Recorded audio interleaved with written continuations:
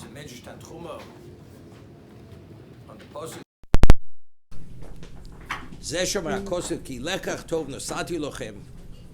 The Torah which is given to us is lekach tov.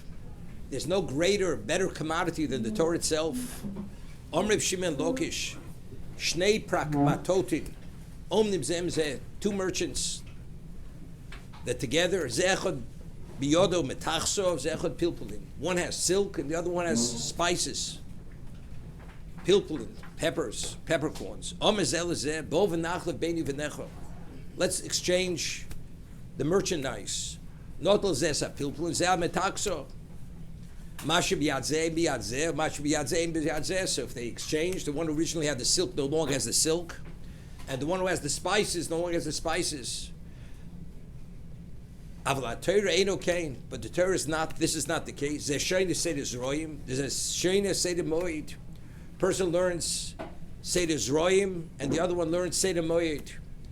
And each one teaches what he knows to the other. So each of them now, they possess two Sidorim, Zroim and Moed. Yesh Prakmato Yof Mizeh. Is there a better commodity than this?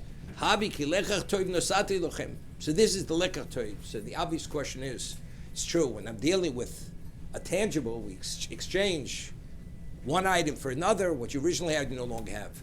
But if I know mathematics and you know medicine, and I'll teach you medicine and I'll teach you physics. So now, one person now has physics and medicine, and the other one has also both. So what's so unique about Torah? I mean, anything that which is not actually a commodity, now that I've taught you, now you possess both. So what's the difference between Torah and any other science or any other acquisition of knowledge? The Rambam writes, the Hilchos Talmud Torah, that a person has an obligation to study till he dies. Why? Because the Torah says that the Torah should not be forgotten from you. And the moment you stop studying, you begin forgetting. It's the Rambam Hilchos Talmud Torah. Therefore, the chiyuv of Talmud Torah is ad sheyomus, till you die. Because the moment you detach yourself from Torah, the fading process, the forgetting process starts immediately. Therefore, it's ad sheyomus, till you die. So there's an obvious question. So a person is learning the Zikin. He finishes learning the Zikin, now he's learning Noshim. So now you're detached, or you learned something the next day which you didn't learn, that you finished the previous day. So you're no longer learning that subject matter. But yet, you don't forget. The Rambam says as long as you're learning Torah. The answer is because Torah itself is one continuum. As long as you're engaged in Torah, there's no lapse.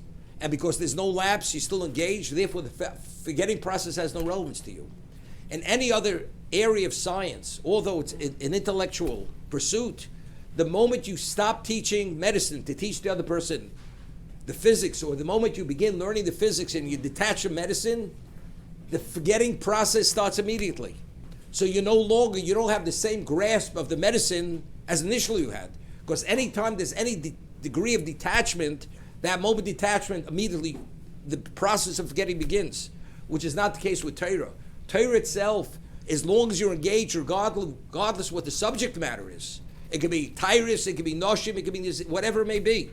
As long as you're engaged, it's all one continuum. And because it's one continuum, it has no relevance to forgetting. Therefore, the Midrash says, is there a better lekach tov than this? Is there a better commodity than this? Therefore, this is the lekach tov nosat elchem, and therefore you should not leave it and detach yourself from it.